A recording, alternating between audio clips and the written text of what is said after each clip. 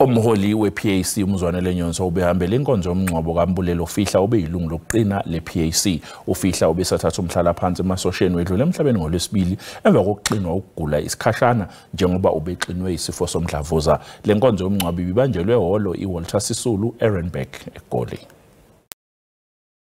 Uchaze uFihla njengeyilungu le-PAC eliyohlala likhumbuleke emlandweni weqembu ngokuzibophezela kwakhe nokusebenzela inhlangano ngokuzikhandla.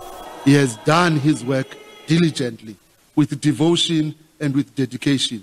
We are very proud to have known him very closely, and we are happy to say his contributions are unmatched. Uphinde wengeza ngelokuthi bazoqhubeka nokulwela lokho kwabe kufunwa izingqalabutho esezalala ezaziphokophelele ukubuyiswa komhlaba. We have baked this outstanding son of Africa through his life. We know that he would be resting in peace if his baton is taken upon the Fihla clan and taken forward to victory, Comrade Styles. URaymond Fihla wake waba yilungu eliphezulu lesigungu seqembu. Ngo-1976 waya ekudingisweni emazweni angaphandle lapho afike wathola khona ukucijwa njengesosha. Ubekwe emathuneni eHeroes Oak eWest Park eGoli. Umfelandawonye wenyana zeyisebenzi ikhosathu uthi unethemba lokuthi iNPA izokusukumela ukuphawula kwasey'nkundleni zokuxhumana okwenziwe yilowo wabe umvikeli womphakathi u-Advocate Busisiwe Mkhwebane. UMkhwebane wenza inzolo zokuthi ubunzima ebhekene nabo babenziwa abantu abaphezulu kakhulukazi abomdabu waseNdiya bezenza abashushisi. Ilungu le-EFF Advocate Busisiwe Mkhwebane ubhale kwikhasi lonxibelelwano emva kokukhatywa kwesibheno sakhe yinkundla yezibheno. Ubhale esithi ijaji ebiphambili ibonakalise ukungakhathali nokuyibetha ngoyaba yonke le nkqubo. Waleke ngelithi idabi lakhe lisoloko libandakanya abantu abaphambili bohlanga lwamaNdiya abamtshutshisayo. What we cannot do as South Africa is to treat the issue of racism, of discrimination, of incitement, of hate speech lightly, because it is a slippery slope to ethnic cleansing, to racism on an active basis, and of course to the deaths we have seen in South Africa's painful history and many other countries' painful history. Kusenjalo, iDA ithi iza kufaka intetho efungelweyo kumgcini mafa wepalamente, icela ikomiti ngokuziphatha kwamalungu epalamente iphande.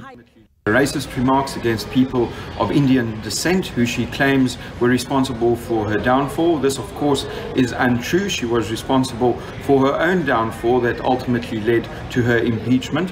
But her remarks also contained certain derogatory remarks against staff members of Parliament. Iqela le-EFF lithi ukuba lo mbandela uthunyelwa kwikomiti engokuziphatha kwamalungu epalamente liza kumxhasa ngokupheleleyo uMkhwebane. Mkhwebane ucele uxolo ngale mbalelwano yakhe. Dingilula Mamatya wendaba ze-SABC eParlamente eKapa. Yona-ke i-SABC ithi ithola umbiko ongenagcobho ovela kumcwaningi mabhuku. Sekuphela iminyaka eyishumi i-SABC ingawutholi umbiko ongenalo ugcobho. I-SABC ithi-ke le mphumela yenziwe indlela ephatha ngayo imali kanye nokulawula ngendlela nje i-SABC esebenza ngayo. Njengoba nje lungabanga neyinkinga ucwaningo mabhuku lo-SABC nekuyinto eyagcina kwenzeka ngonyaka wemali 2009-2010 kube yixathe elihle kulomsakazelo womphakathi kanti futhi usemningi umsebenzi okufanele wenziwe. Umbiko uveza ukuthi imali engena enkampanini zange ibe nenguquko onyakeni kanti kusukela ngo-2016 yehle ngegidigidi ezimbili zamarandi ngenxa yokwehla kwesibalo sababukeli. Umsakazelo womphakathi uyazi ngezinye indleko ezilinganiselwe emalini engangegidi engamakhulu ayisishiyagalombili zamarandi. Ngakho ke ukuxhaswa nguhulumeni into eseqhulwini kuwo. Nomsakazelo womphakathi ugcizelele ukuthi kunongabaza njengoba kukhona okufanele ukufeze ezinyangeni eziyishumi ezizayo.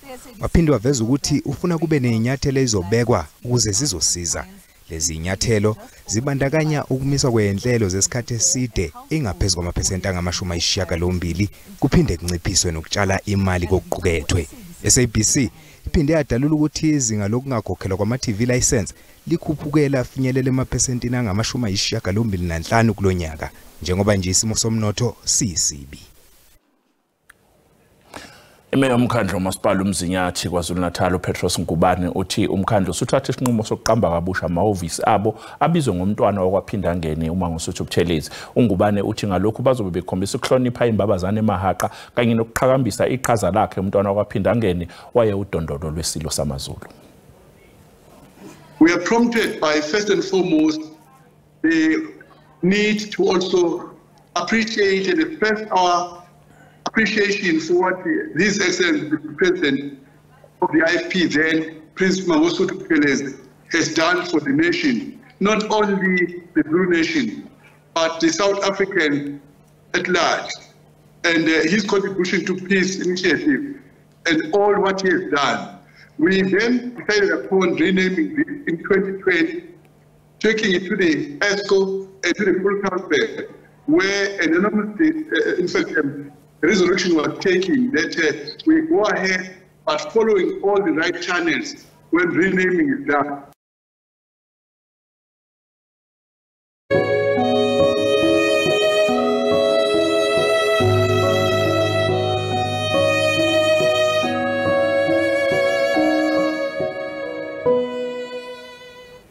Ungqongqoshe wamaphoyisa uSenzo Mchunu uthi abantu abathatha ababoshwe lusikisiki basazophenywa ukuthi abanindeki yini esigamekweni sokubulawa kwabantu abayishumi esigodini Ngobozane Eastern Cape. uMchunu usho lokhu ngesikhathi kubanjwa inkonzo yesikhumbuzo salabo abashona kulesigameko. Le nkonzo yesikhumbuzo ibibanjelwe khona elusikisiki. Inkonzo echukumisayo yabantu abalishumi abasweleke kubusuku obunye. Amalungu osapho abafi asesentlungwini. Abanye kuye kwafuneka bafumane unyango lukhawulezileyo. Bakwathi baziva bephoxekile ngamalungu enkonzo yesipolisa. Lusikisika sihlalanga kakuhle. Siphila ubomi bokoyika. It's even worse now that kwenzeke lena into. Silogo sisethukelana. Singazi ndiyokuba isigebenga sizongena xesha nini endlini yakho sizokubulala. Imibutho engekho phansi korhulumente kunye nemibutho yamalungelo abantu izigxibe kabukhali izenzo zolwaphulo-mthetho eziqhubeka kulo mmandla.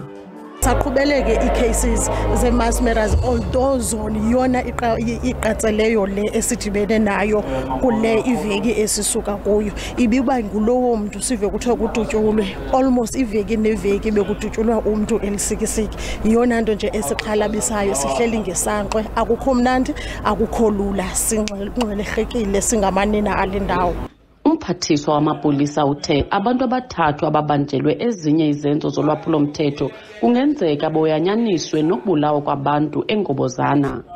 Umrhanelwa wesine kulindeleke ukuba abanjwe kungekudala. They have been arrested for specific cases that will be clarified in court in terms of the charges. But as I say, it is possible, and mind that operational word, that while people or any one of them or all of them get charged for a specific case or for specific cases, they may be people of interest in other cases.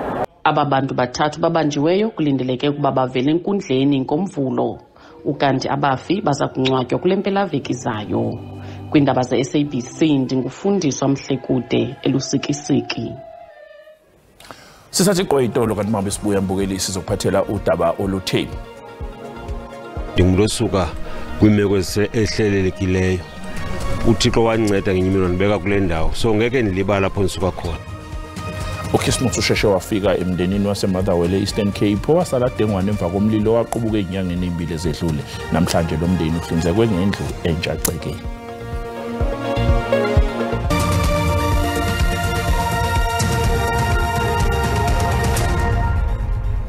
Asikubingela sikwamukele mbukeli uma ngusanda kungena odabeni oluphambili besibike ukuthi ungqongqoshe wamaphoyisa uSenzo Mchunu uthi sekuboshwa abathathu okungenzeka ukuthi bayathinteka esigamekweni sokubulawa kwabantu abayishumi elusikisiki esifundazweni Eastern Cape.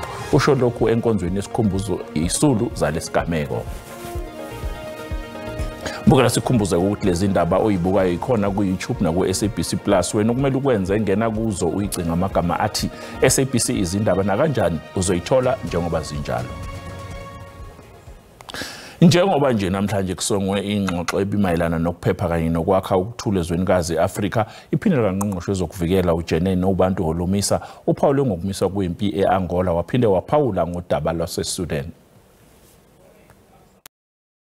As you know, President Ramaphosa and my Minister of Defense were in Angola, I think last month, to monitor the signing of a ceasefire. So far, it's a little bit quiet, but so it would appear those rebels are following the peace accord or the deal which was signed in Angola.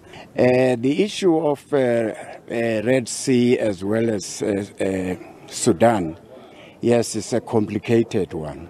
In the Red Sea, you will see that there's Russia, there's USA, all these big shots are there with their ships and guns.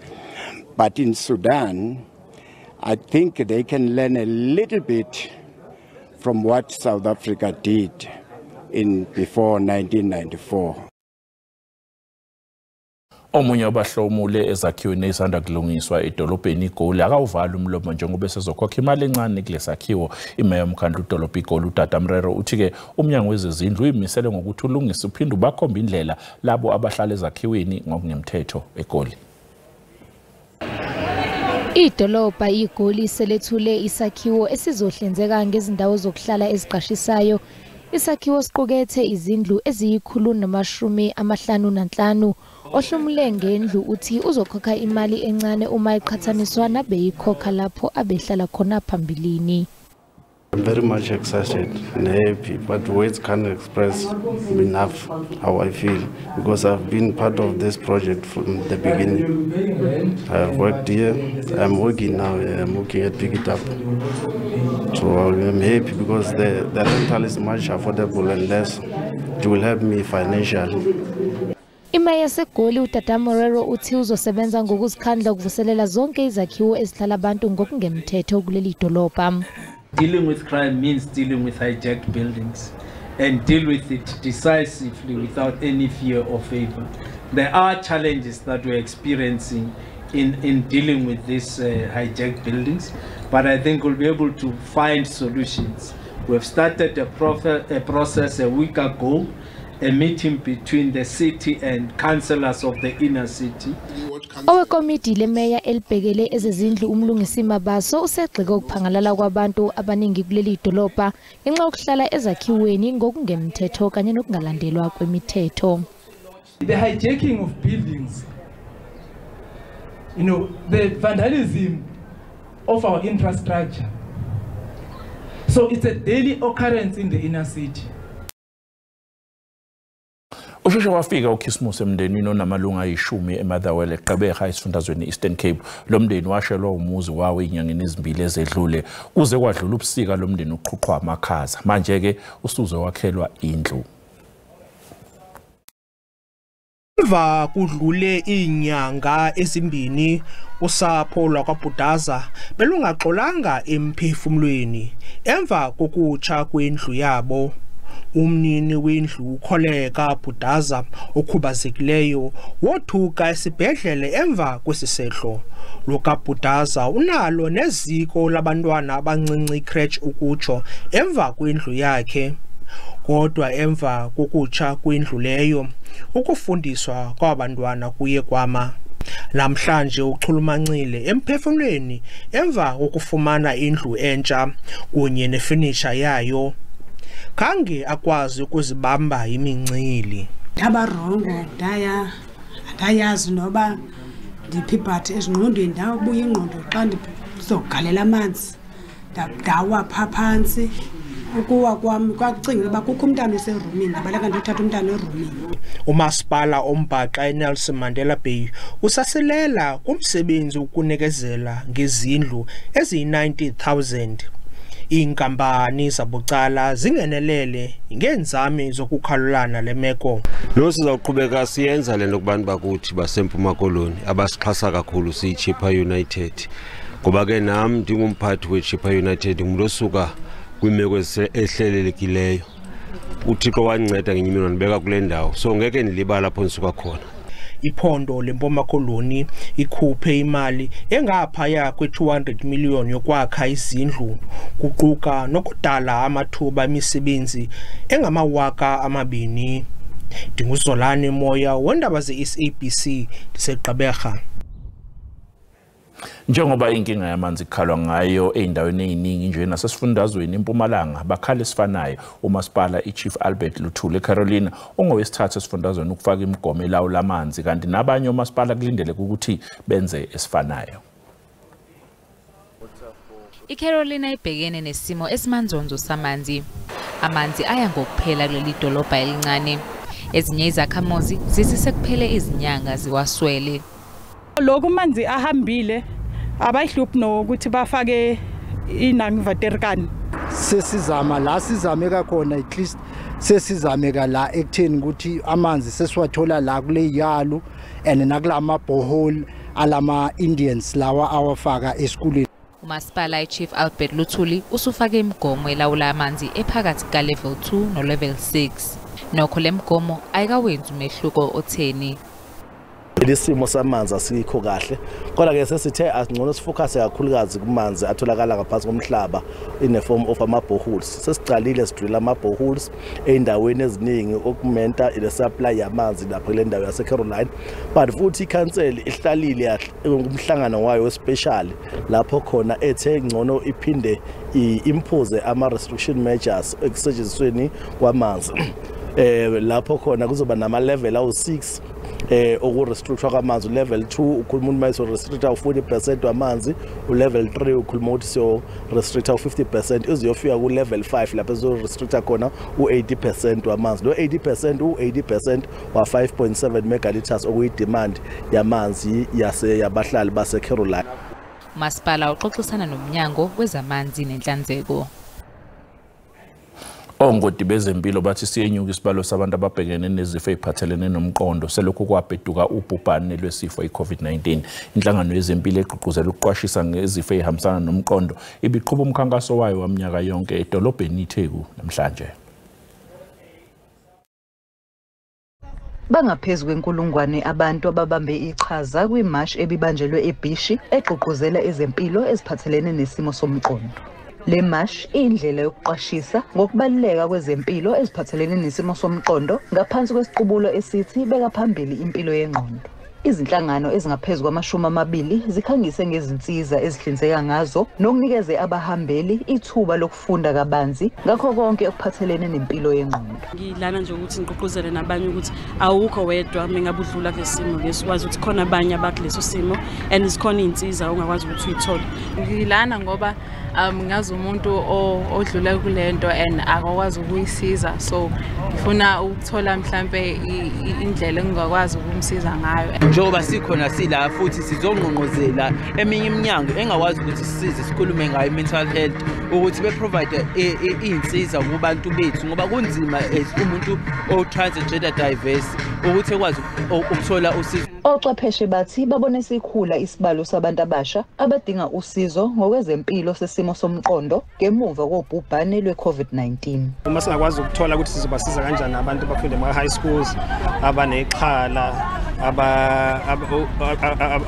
uma benenkinga bafuna ukuyibulala into esingaze asiyazi nje lonto mase sikhula zange siyazi lonto ukuthi manje inkinga nje encane usufuna ukuyibulala hayibo kanjani kusho ukuthi khona inkinga enkulu ekhona kufanele sixazulule and as mangicabanga mina fanele manje khona ama center fanele siwafake lapho ke impela at youth mental health.